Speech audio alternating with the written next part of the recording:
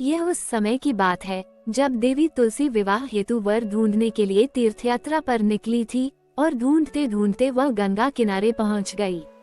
उस वक्त गणेश भगवान गंगा किनारे तप कर रहे थे। उन्हें देखते ही देवी तुलसी उन पर मोहित हो गई और उनके मन में गणेश भगवान से विवाह की इच्छा उत्पन्न हुई। फिर देवी तुलसी ने गणेश जी के पास जाकर उनका ध्यान भंग कर दिया। आंखें खोलने के बाद गणेश भगवान ने अपने सामने देवी तुलसी को खड़ी पाया।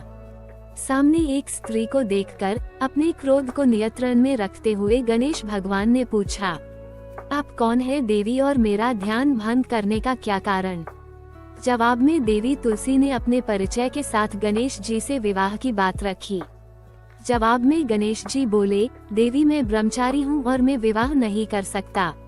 अपने विवाह प्रस्ताव के लिए ना सुनने के बाद देवी तुलसी क्रोधित हो गई और उन्होंने गणेश जी को श्राप दे दिया कि उनका ब्रह्मचर्य टूटेगा और उनके 2 विवाह होंगे।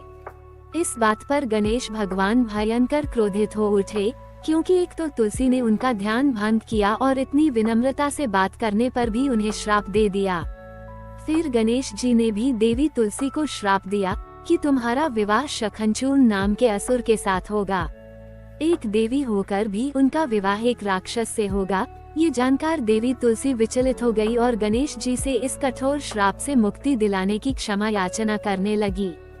तब गणेश जी को तुलसी देवी पर दया आ गई और फिर वह बोले कि मेरा श्राप तो बदल नहीं सकता, वह तो सच होकर ही रहेगा, लेकिन अगले जन्म में तुम एक पेड़ बनोगी और भगवान महाविष्णु जी को अत्यंत प्रिय होवोगी।